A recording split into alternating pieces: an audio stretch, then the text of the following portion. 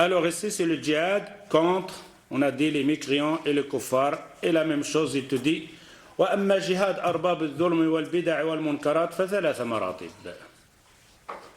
Par contre, pour faire un combat, un effort contre les gens, donc les gens égarés, donc de l'madhaïb qui sont égarés, ou donc des personnes de l'hérésie del bida. Il dit c'est en trois catégories. Trois à ce moment-là. باليد إذا قدر فإن عجز انتقل إلى اللسان فإن عجز جاهد بقلبه فهذه 13 مرتبة من الجهاد. Alors en total de tout, ces trois ici te dit, premièrement, c'est avec la main, deuxièmement avec la langue, troisième degré, c'est avec le cœur. Ça c'est مصداقا لقول رسول الله صلى الله عليه وسلم من رأى منكم منكرا فليغيره بيده فإن لم يستطع فبلسانه فإن لم يستطع فبقلبه وذلك أضعف الإيمان. Alors ici on voit bien que le combat, on voit les hérésies, donc par exemple une personne ou un mosquée ou alors un centre qui fait des hérésies del bid'a. Et alors tu dois intervenir pour changer cette hérésie, cette bid'a avec la main. Si tu ne peux pas, c'est avec la langue. Si tu ne peux pas, c'est avec le cœur. Mais ici, le problème qu'il peut avoir, la personne ne peut pas changer avec la main. En général, quand on entend que tu dois changer la main, en général, une fois que tu entends que tu dois changer le munkar, le mal avec la main, c'est que tu as un pouvoir, sultan, pas un simple citoyen. Chaque fois, cette catégorie de la main appartient à une personne qui a le pouvoir. C'est lui qui commande. Par contre, une personne qui ne commande pas, qui n'a pas le pouvoir, il n'a pas le droit de changer ou d'arrêter le munkar avec la main. C'est pour ça que les ulama te disent, la première catégorie que le prophète sallallahu alayhi wa sallam il dit changer le munkar avec la main appartient au sultan. Maintenant, une personne arrive à la mosquée, quelqu'un qui prie normal, comme telle personne, et il arrive, il trouve par exemple tsbihat accroché à la mosquée. Il commence à ramasser. Les tsbihat, il déchire, il casse. Tu fais quoi? Attraire le munkar, non? Tu fais le munkar. Parce que ces gens-là, ils vont intervenir. Et peut-être ils vont te sortir dehors.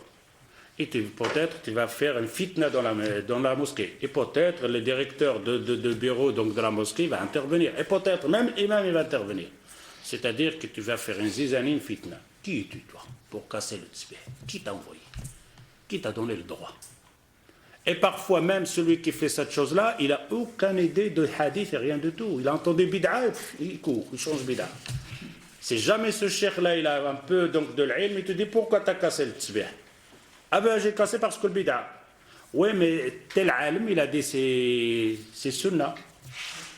Shawkani, il a dit qu'il n'y a pas de problème. Quoi? Le Shawkani a dit, l'alim, il a dit, il ne connaît absolument rien. Et ça, c'est une erreur fatale. Premièrement, il ne sait même pas avoir une discussion avec la personne. Deuxièmement, il a changé avec la main, il n'avait pas le droit. Alors, changer avec la main, ça fait simplement si tu as le pouvoir. Tu arrives à la maison, tu es chez tes parents. Tu as le pouvoir ou c'est ton père qui a le pouvoir? C'est ton père qui a le pouvoir, c'est pas toi. Alors tu arrives là et tu arrives à... J'arrête la musique. Tu commandes à la maison, tu frappes ta soeur parce qu'elle écoute la musique, je ne sais pas qu'est-ce que tu as le pouvoir toi à la maison? Non. Eh bien alors, le pouvoir il est où? Là-bas. Alors je dois transmettre le message simplement à celui qui a le pouvoir, c'est-à-dire ma maman, mon père. Tu essayes de le convaincre et c'est lui qui va essayer de changer avec la main. Et ainsi de suite. Ce genre-là de changement dans le munkar, ça ne se fait jamais avec la main, sauf si tu as le pouvoir. C'est toi qui commandes dans le lieu. Alors, tu peux avoir ce pouvoir avec la main, avec ton fils. Avec ton fils, tu peux l'avoir. Pourquoi? Parce que tu as un pouvoir là. Mais est-ce que tu peux avoir ce changement avec ton père ou ta maman? Non. Alors, si tu n'y arrives pas avec la main, quand on dit tu n'y arrives pas à la main, bien rajouter le pouvoir. Si tu n'y arrives pas, c'est avec la langue. De dire c'est mauvais ce que vous faites là, ou c'est pas bien ce que vous faites là, ou ça c'est une bid'a, ou ça c'est haram, et ainsi de suite. Tu le dis avec la langue. Mais si tu as peur encore, hein, tu as peur qu'on va aussi te faire de mal parce que tu as dit ça, ben, il te dit avec ton cœur. Et le cœur ici, c'est le grain donc, de foi, le minimum de grain de foi que tu as. Et qu'est-ce que ça veut dire de changer avec le cœur? C'est-à-dire ton cœur n'aime pas cette chose-là. À l'intérieur de toi, tu ne te sens pas bien quand tu vois ces choses-là. Ça, c'est changer avec le cœur. Deuxième action, c'est de ne pas rester là.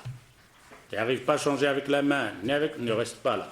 Tu as détesté la chose, eh bien, éloigne-toi et retire-toi de ce lieu-là que tu n'aimes pas.